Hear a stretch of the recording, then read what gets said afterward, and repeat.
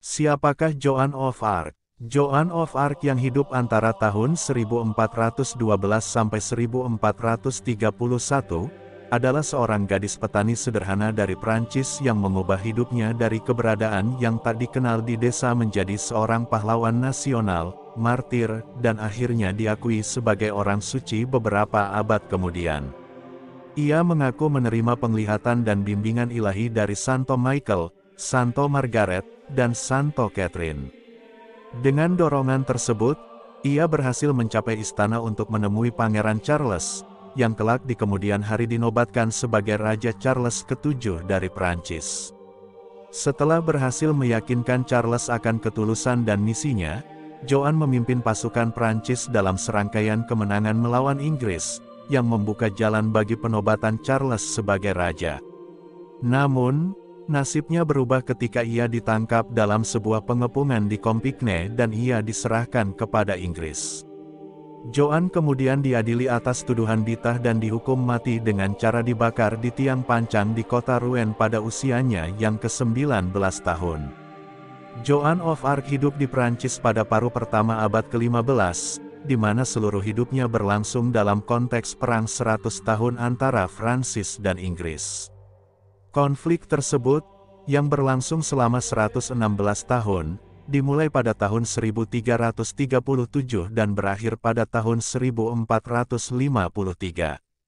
Konflik ini sebagian besar melibatkan persaingan antara keluarga kerajaan Inggris dan Prancis, yaitu keluarga Plantagenet dan Valois, dalam memperebutkan tahta Prancis. Selain itu, perpecahan internal di Prancis juga memicu perang saudara di antara berbagai faksi. Raja Charles ke-6 seringkali berada dalam kondisi kesehatan yang buruk, sehingga putranya, yang juga bernama Charles, mengambil gelar Dauphin, secara harfiah berarti lumba-lumba, namun dalam hal ini merujuk pada seorang pewaris tahta setelah semua kakak laki-lakinya wafat.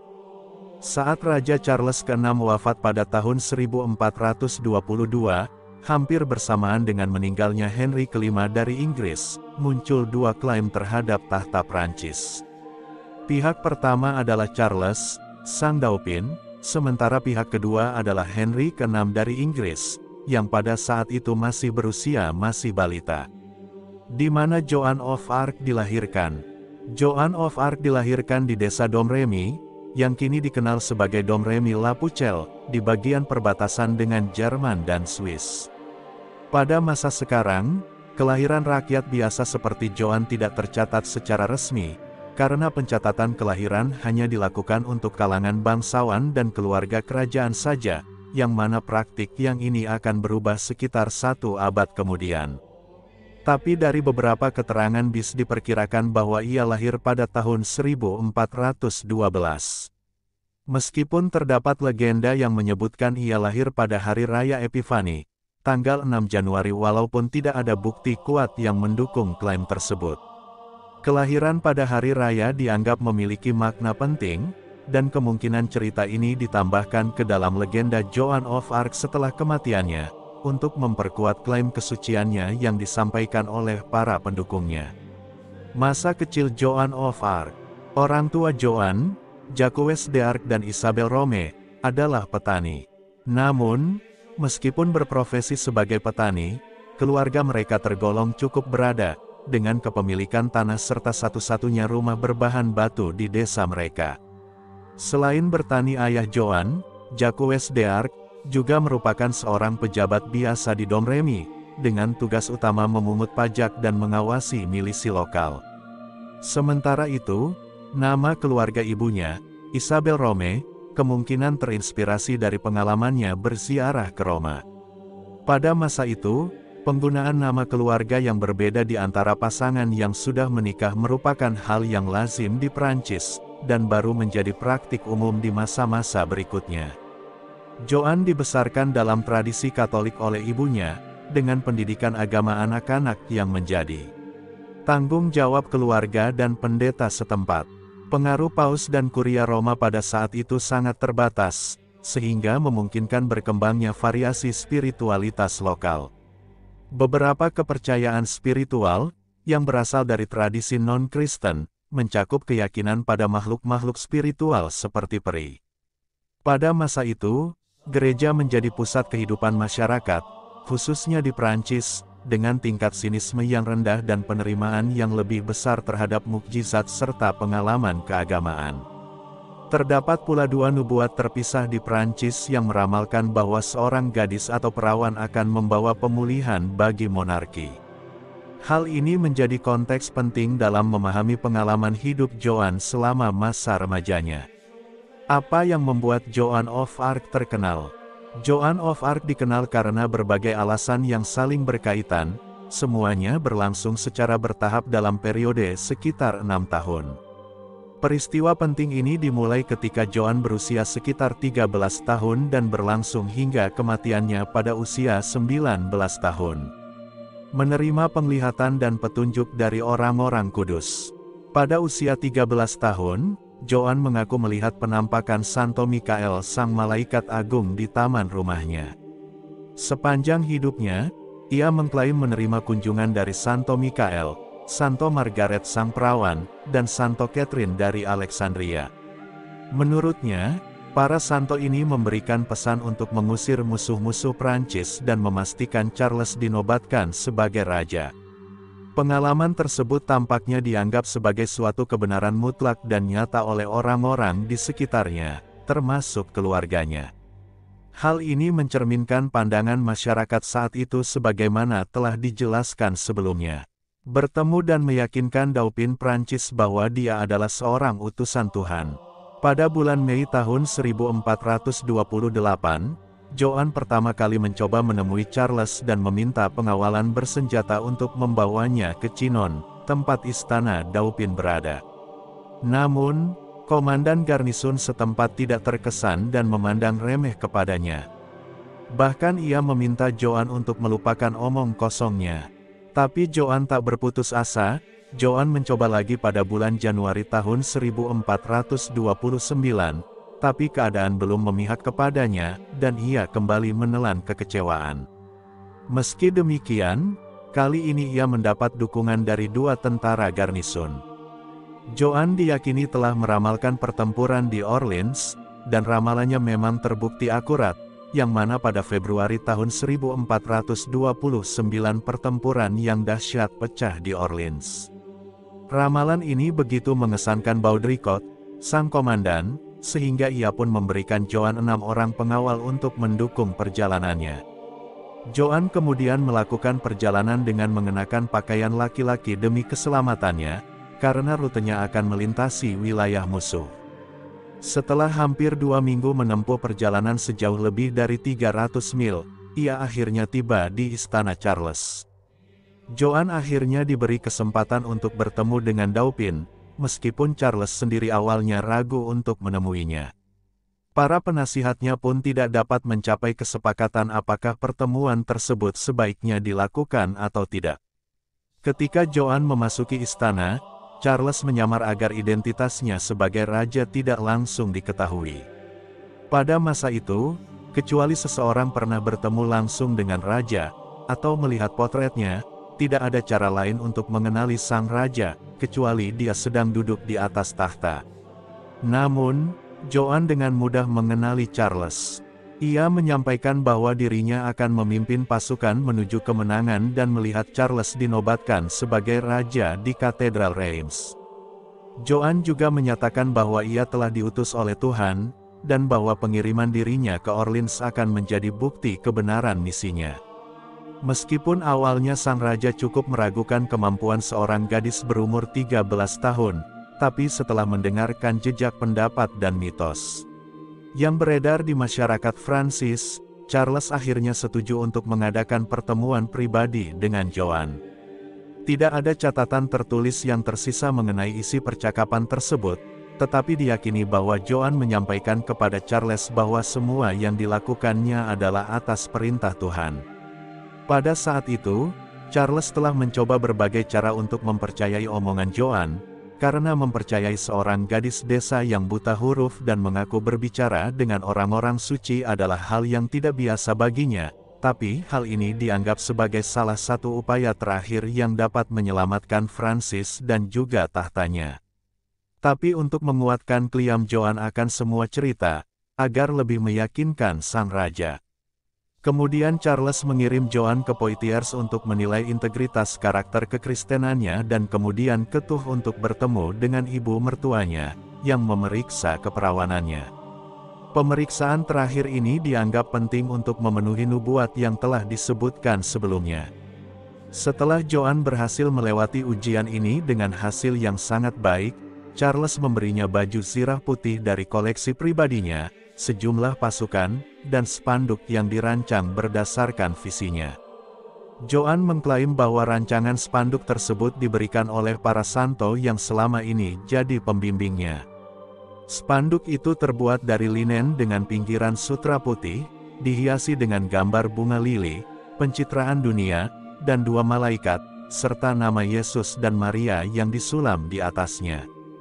Joan juga menyatakan bahwa sebuah pedang terkubur di sebuah gereja setempat, dan dengan mengejutkan, pedang tersebut berhasil ditemukan dan dibawa kepadanya. Kampanye militer dan penobatan Charles. Kini ia dikenal dengan nama yang dipilihnya sendiri, Joan La Pucelle, Joan sang gadis, yang berarti ia masih perawan. Joan bergabung dengan barisan tentara Prancis. Meskipun memiliki pedang, ia lebih dikenal sebagai pemimpin, pembawa panji, dan simbol semangat bagi pasukan Prancis. Awalnya, ia tidak dilibatkan dalam pengambilan keputusan taktis, tetapi seiring waktu, Joan berhasil memenangkan kepercayaan serta rasa hormat para prajurit, yang akhirnya bersedia menerima perintah darinya. Ia juga terkenal karena mendiktekan surat-surat, yang kemudian ditembakkan ke perkemahan musuh dengan menggunakan panah. Kemenangan pertama Joan adalah keberhasilannya menghentikan pengepungan Orleans. Bersama pasukannya, ia berhasil memasuki kota dan merebut titik-titik strategis di sana. Berbeda dengan taktik perang abad pertengahan yang biasanya lebih defensif, Joan mendorong pasukannya untuk terus menyerang Inggris. Dalam waktu 2 minggu sejak kedatangannya di Orleans, dan meskipun sempat terluka dalam pertempuran, strategi Joan terbukti efektif, berhasil mengakhiri pengepungan tersebut. Keberhasilan ini dianggap sebagai tanda dari Tuhan, memenuhi klaimnya sebelumnya bahwa ia akan membawa bukti ke Orleans. Setelah itu, ia dikenal dengan julukan Joan dari Orleans. Setelah kemenangan luar biasa di Orleans, Joan mendesak Dauphin dan pasukannya untuk terus maju merebut kota-kota di lembah Loire, yang merupakan jalur penting menuju Reims. Berkat kepemimpinannya, dalam waktu seminggu pasukan Prancis berhasil membebaskan Jarge, Meung-sur-Loire, dan Beaugency dari kendali Inggris. Selain itu, Joan dan pasukannya berhasil menggagalkan penyergapan di pertempuran Patay, yang berujung pada kekalahan pasukan Inggris. Komandan Inggris, Sir John Fastolf, melarikan diri dan selama bertahun-tahun reputasinya ternoda dengan cap yang melekat di dahinya sebagai seorang pengecut. Terlepas dari keberhasilan di Orleans dan lembah Loire, Joan terus mendesak Charles untuk berbaris ke Reims guna melaksanakan penobatannya, sesuai dengan nubuat dan firman Tuhan yang dipercayainya. Saat pasukan yang dipimpin Joan bergerak mendekati Reims, mereka hanya menghadapi sedikit perlawanan. Satu-satunya kota yang menentang adalah Troyes, tetapi perlawanan ini berhasil diatasi dengan cepat berkat strategi yang diterapkan Joan. Jalanan mulus pun terbentang luas bagi Charles menuju penobatannya. Charles memasuki Reims secara seremonial pada tanggal 16 Juli tahun 1429, dengan Joan of Arc mendampinginya. Pada tanggal 17 Juli Charles dinobatkan sebagai Raja Prancis. Joan mendapatkan tempat yang sangat istimewa dalam upacara tersebut dan bahkan diabadikan dalam karya seni yang menggambarkan momen bersejarah itu. Ia menyatakan bahwa dengan penobatan raja, kehendak Tuhan telah terpenuhi. Kehidupan pasca penobatan dan kampanye militer. Berselang 5 bulan kemudian, Joan mengetahui bahwa Charles VII telah meningkatkan status dirinya, orang tuanya, dan saudara-saudaranya, dengan memberikan mereka lambang negara pribadi serta nama keluarga, Dulis, yang terinspirasi dari bunga lili air pada lambang negara Prancis. Saudara-saudaranya segera memanfaatkan nama dan status baru tersebut.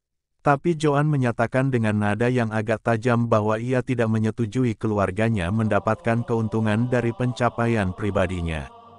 Setelah berhasil membantu Charles naik tahta, Joan terus meraih kemenangan dalam berbagai pengepungan dan pertempuran, dengan sukses mengalahkan musuh-musuhnya.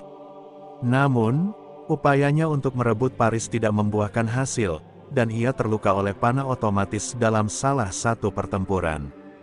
Beruntungnya, ia masih bisa diselamatkan ke dalam parit dekat tembok kota di bawah perlindungan malam. Joan tetap aktif memimpin pasukan Prancis dalam perjuangan melawan Inggris dan Burgundia, yang mendukung keserakahan Inggris atas tahta Prancis. Penangkapan dan pengadilan.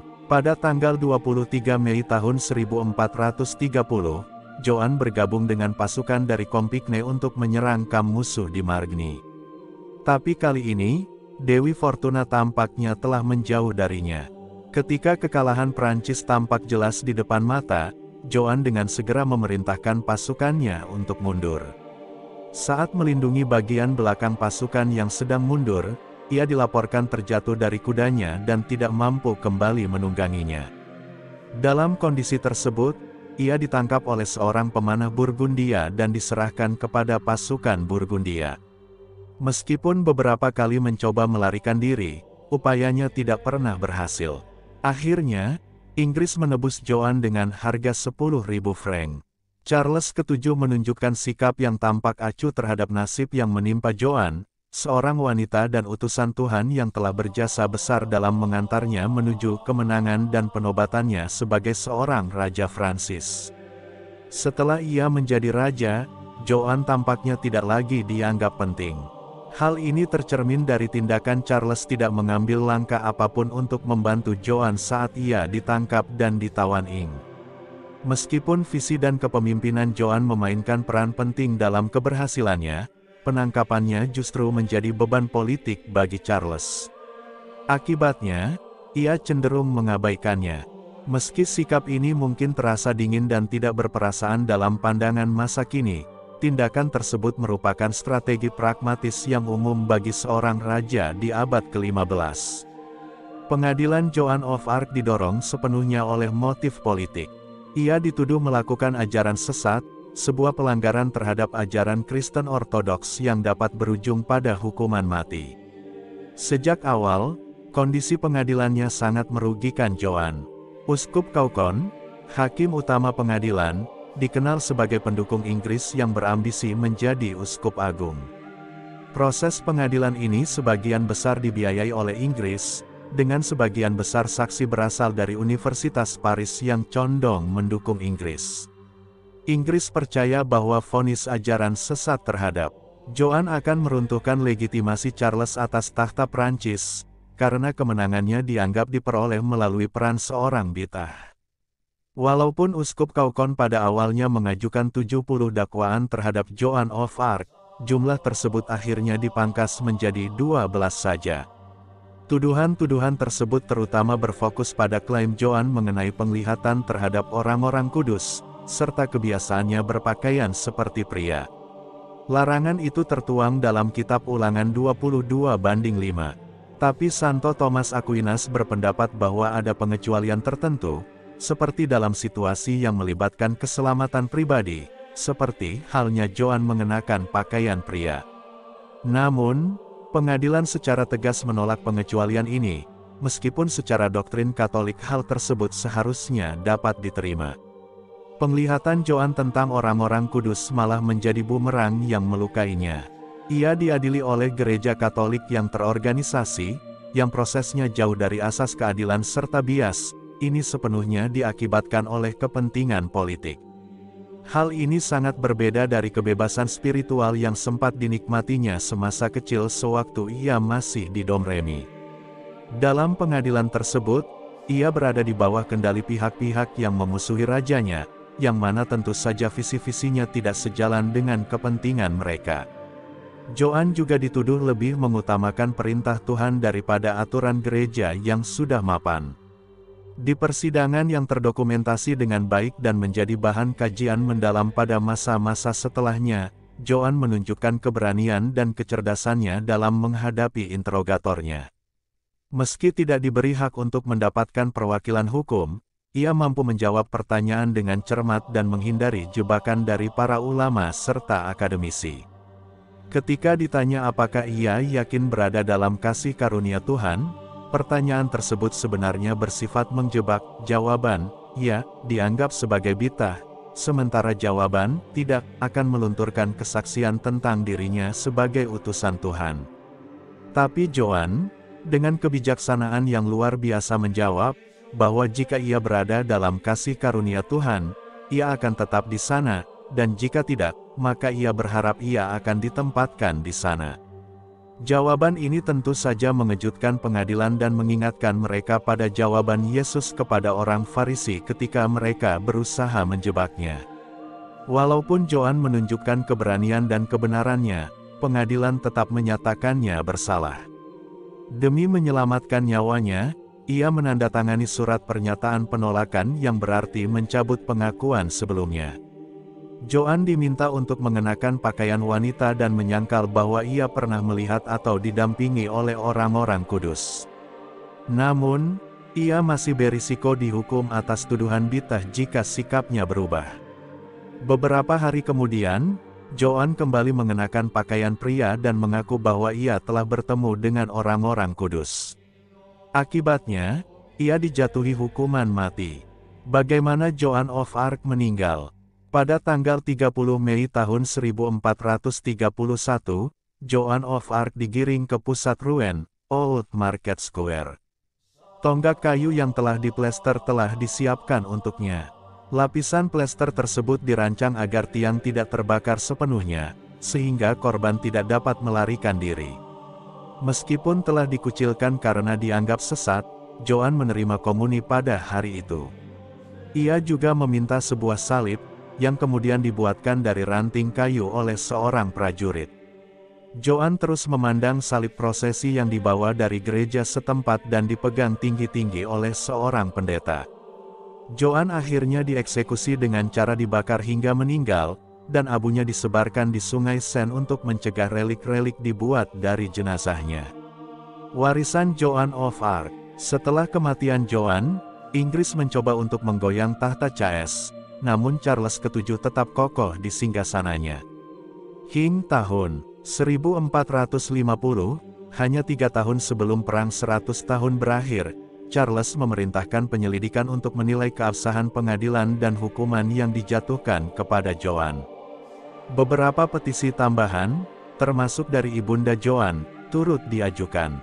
Pada tahun 1455, Paus Calixtus III akhirnya mengizinkan diadakannya pengadilan rehabilitasi untuk status Joan. Ini selesai pada tahun 1456, di mana semua tuduhan terhadap Joan of Arc dibatalkan. Sebagai tanda penghormatan, di bekas tempat eksekusi Joan, dibangun sebuah salib yang agung. Meskipun sebagian besar wilayah Rouen hancur selama Perang Dunia II, sebuah salib tetap berdiri kokoh, tepat di mana dahulunya seorang perempuan tangguh menghembuskan nafas terakhirnya dalam kepedihan. Bahkan semasa hidupnya, Joan telah menjadi subjek puisi pagi tiap penyair dan menjadi bagian dari peringatan tahunan Perang Pembebasan Orleans, dan masih diperingati hingga hari ini. Setelah itu, ia menjadi inspirasi bagi banyak karya, termasuk buku, drama, puisi.